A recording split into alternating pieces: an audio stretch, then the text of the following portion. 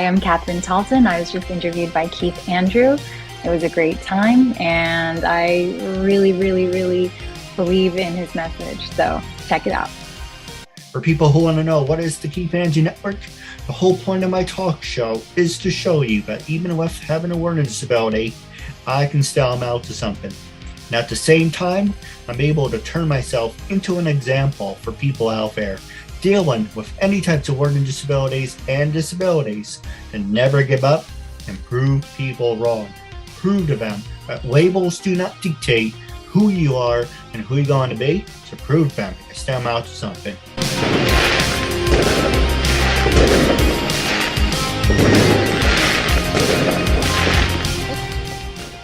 Ladies and gentlemen, welcome to the Keith Andrew Network. It's 1049. That is right, 1049 of the one and only Keith Andrew Network. Available on LinkedIn, Facebook, Twitter, Instagram, and probably some other stuff that I'm missing. Just 5 main sites. But if you're watching, definitely leave a comment, because I would like to interact with you. Our beautiful guests would like to interact with you. And who wants to know what's next for the Keith Andrew Network and what's coming up. So with that being said, as you heard from a recommendation, we have a beautiful guest here only on Keith Andrew Network. As you did recommendation, because I'm bad at pronouncing people's names, recommendation, you already introduced yourself. So the first question I want to ask you is, I have writing questions and producing questions, because you are an actor, you're an actress, writer, and producer. And I actually haven't asked these questions in a long time, so I might as well ask both. I know it's a bad index card, but still. It works. Yeah, absolutely. And you can ask me anything you want. But I'm going to ask you the easy questions before we get into the hard-hitting ones.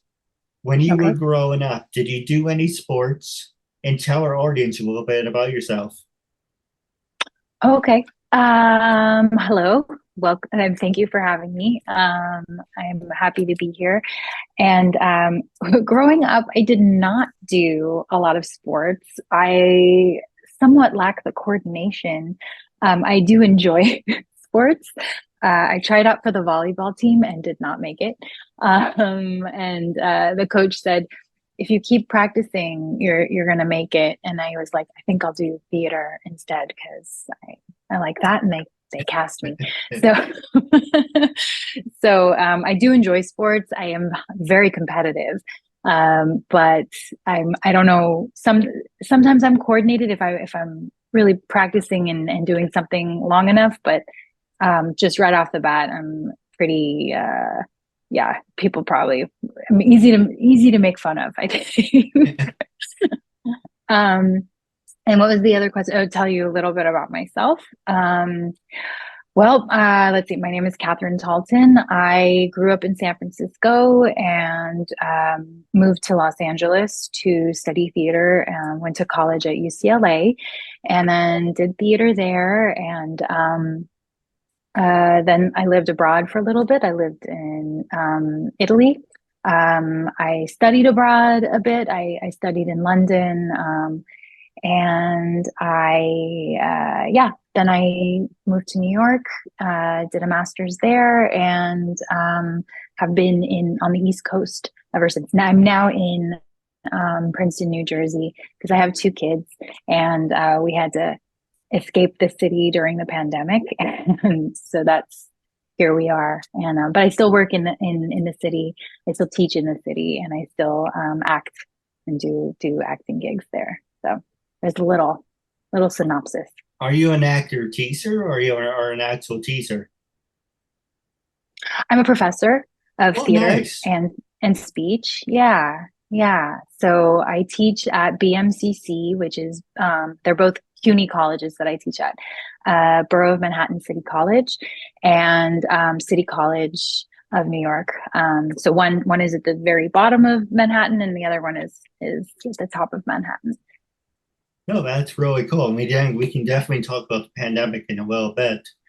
You mentioned not being coordinated, but I bet you can do laps around me. I'm not hitting on you or anything, but for me, there's something in high school always called the mile run. And I'm like, Oh oh, yeah. I'm not a big runner, but I used to walk it. And I was like, well, maybe one day I could be a runner. But I'm a big fan of Jungle Book, and I've seen the pile up too many times. Yeah, I was like, yeah, I don't want to cause any pile up. So it would be funny to watch, but no, I don't want to be responsible for that. Yeah, exactly. I think I'd be right next to you, actually. Exactly. So Yeah, you also mentioned that you are an actress. Did you go to college to become an actor, or did you I also did. major in being a teacher?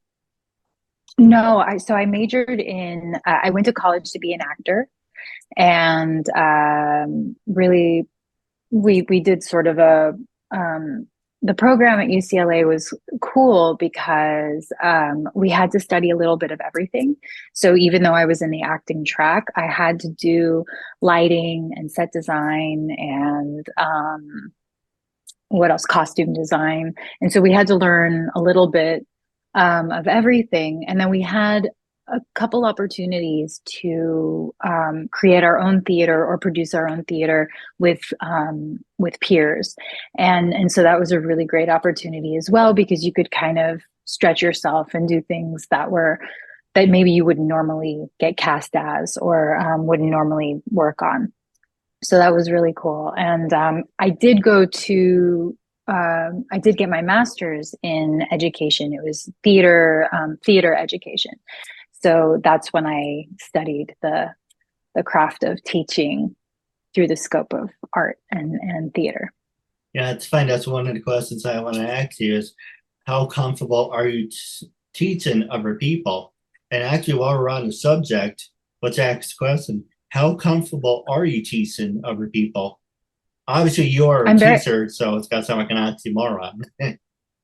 yeah, I'm very comfortable teaching people. Yeah, I feel very comfortable.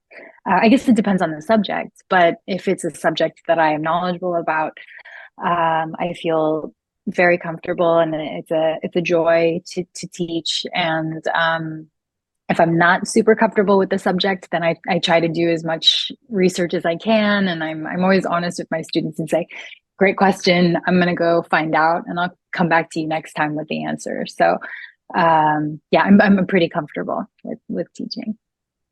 No, absolutely.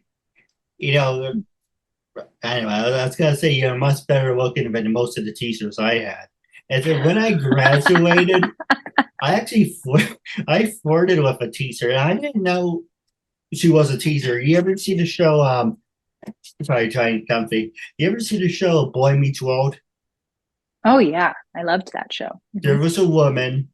I won't say her last name, but her first name is Stephanie, and she looked like Topanga, and I didn't know Oh she yeah. was a teaser.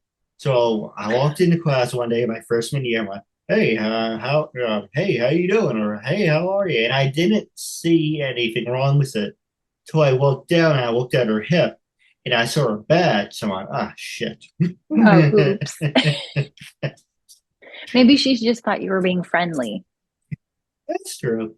But when I you know. graduated, there are always better looking teachers. I'm like, why couldn't they teach my class? Why did I always get the boring ones with the old dentures and they're all crankety? And it's kind of like, I got my dad used to be a former teacher and he Oh makes yeah. education fun. He made learning fun.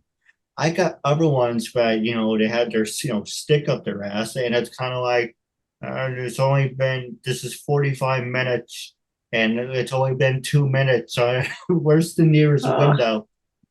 I know. I know that's always the worst when you get a really boring teacher or that teacher who speaks in monotone or, people who aren't passionate about what they're doing, I think we've all had many teachers like that, and it's unfortunate. It's a real um, gift to get a teacher who's excited about what they're doing, and it sounds like your dad's the type that makes it fun and makes it interesting. Absolutely. And I don't if I flirted further with you, I do apologize, but you know I know I'm socially awkward, and one of my disabilities is when something pops in my head, I say it, and it's kind of like stay focused, stay personal. I know. Yeah, I have a brain fart, but I didn't mean any disrespect. I promise you that. Oh, no, no, no. That's fine. And you can throw it back at me. You can ask me anything you want. I have no cards on my sleeve. But Oh, well, I'm interested. I mean, you've done 1,000, was it 49 yes, interviews? I mean, congratulations. That's amazing. That's a lot. And I'm just curious, like how, I don't know, do you have a process for choosing who you want to interview and I'm sure you've developed your questions over time. I'm just curious about your process. you're probably gonna say I'm an asshole, but good looks. Oh, really? Because I look at other shows, I'm like, if the person's good looking, and it doesn't just about good looking. You have to be good looking, full of energy, upbeat, funny, just full of energy. And I feed off positive energy. I feed off your energy because you're bubbly. And I love that. Other people, I'm kind of like, and I always give people the benefit of the doubt. I look up, Hmm. LinkedIn, Facebook, what do they do? I don't care where they're from, but okay, some places because if I interview someone from Japan, I'm like, oh, I'm not waking up at 8 in the morning and doing the interview. Right. But Right. I Yeah. look up where they're from, New York, Canada, England. I'm like, okay, that's fine because I want to interview everyone. It's globalized. I'm like, okay, what can we talk about? What are we going to talk about? You're an actor, you're an actress, you're a teacher, professional wrestler. If there's certain subjects that I can write cards about, or any subject that I'm passionate about, actors, actresses, models, CEOs, professional wrestlers, cheerleaders. I don't never had cheerleaders on the show, but that would be nice.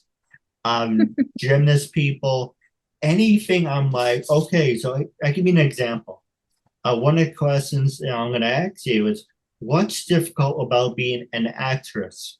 Now, Mm. if you weren't an actress, how can I say that to a writer? What's difficult about being a writer? What's difficult about being a producer or a gymnast? Hmm. So there's certain questions I can take one word out, and I talk with my hands, take one word out and slap something else over there.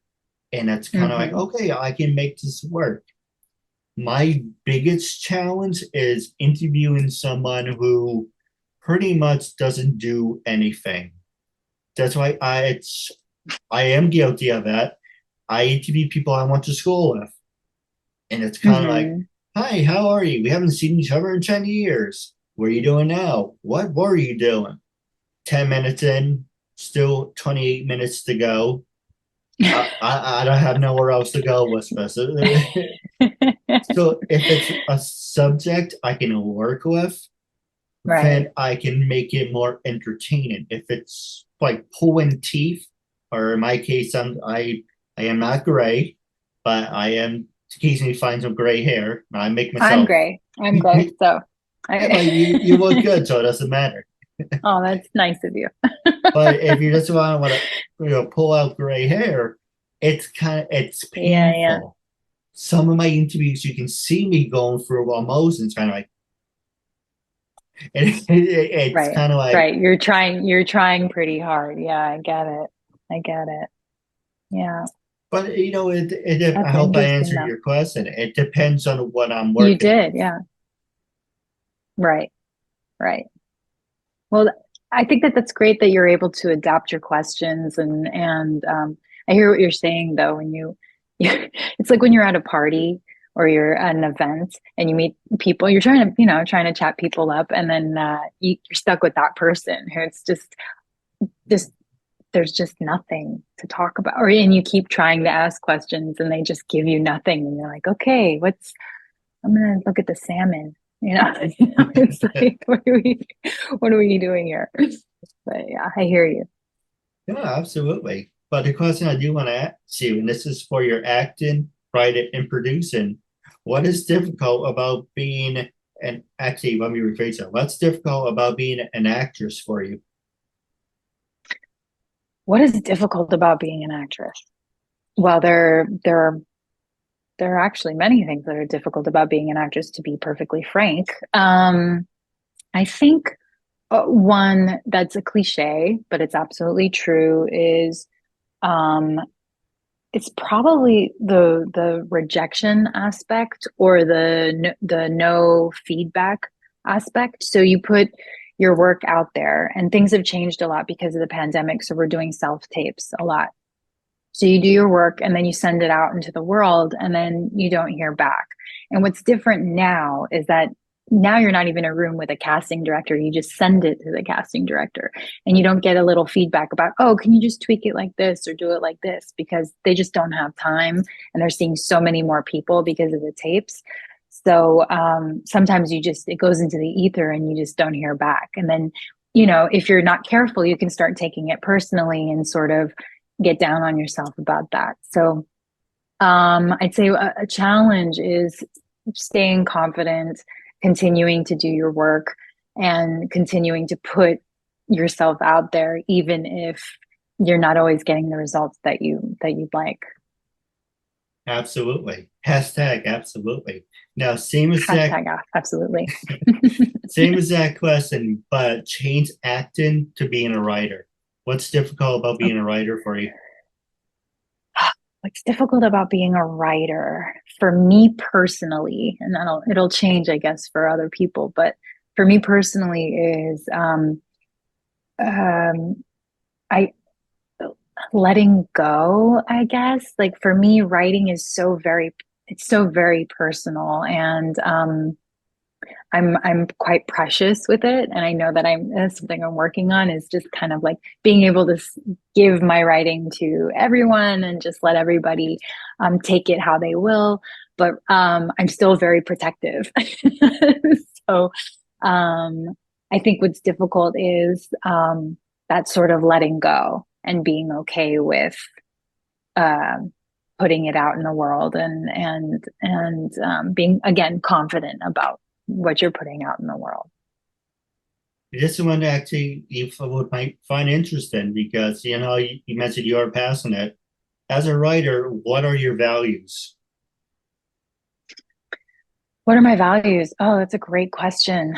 Um, I think I have to say my values are staying true to my voice.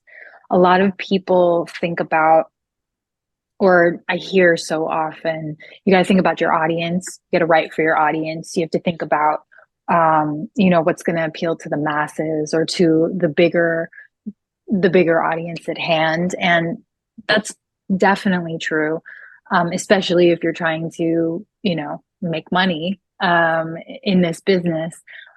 But there's something to be said for being true to yourself and being true to what your original intention was.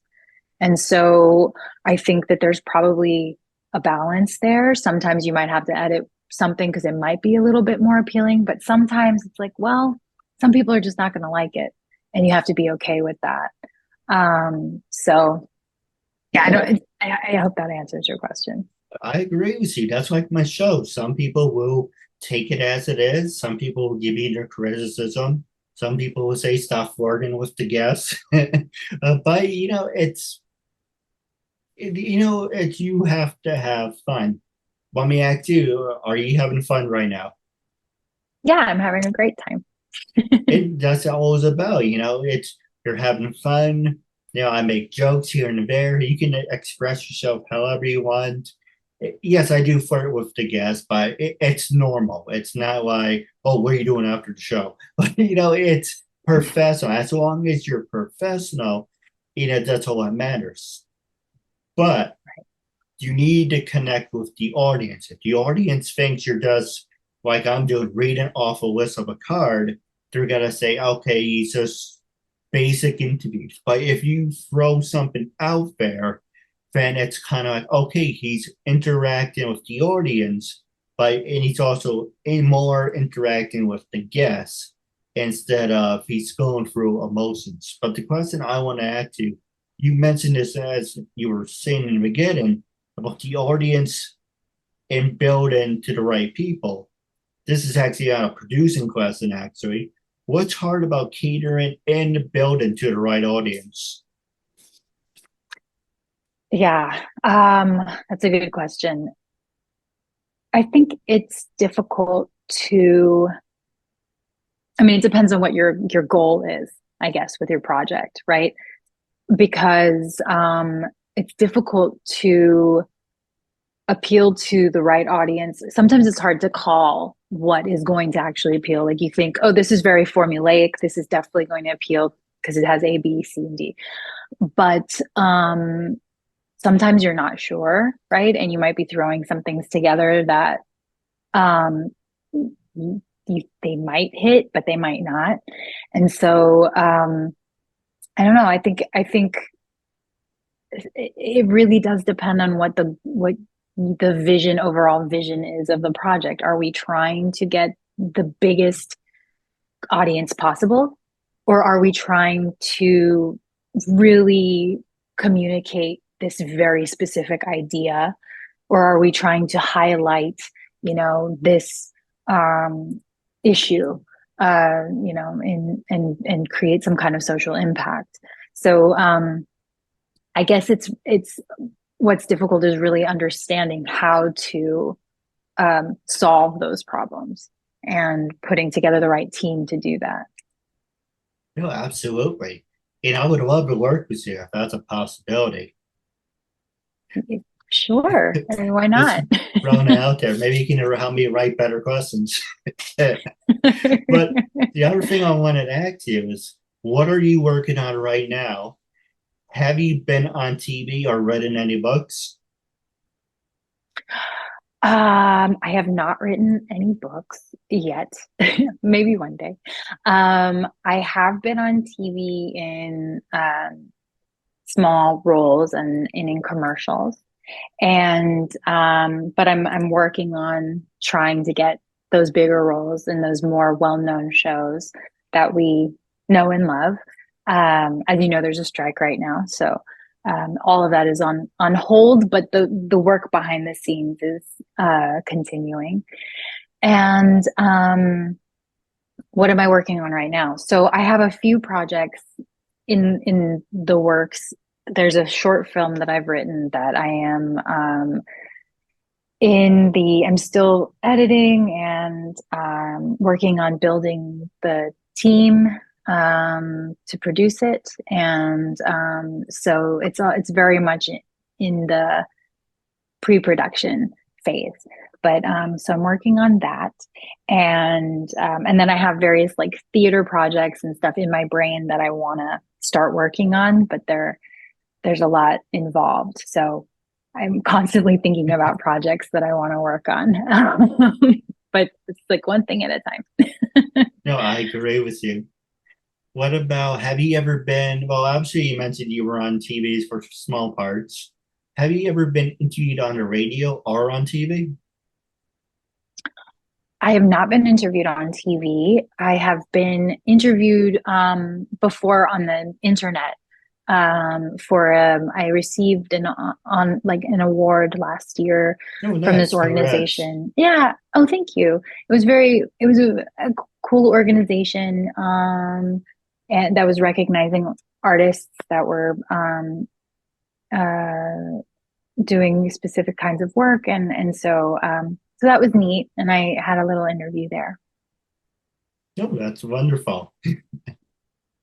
Well, if you're ever interested, I know people who interview me that one would love to have you as a guest if you ever want me to reach out for you. Oh, But awesome. like I said, he That's helped kind of me, I you. helped you. I like bringing people together and networking. But I do have a couple questions for you, but I don't want to also go over Okay. the time limit. I want you to Okay. be brutally honest. I usually do this for off the year, but sometimes you don't want Instagram to tell you, do you have to post something once a day or twice a day? Sometimes I do a segment off the year called Sit Down with Keith Andrew.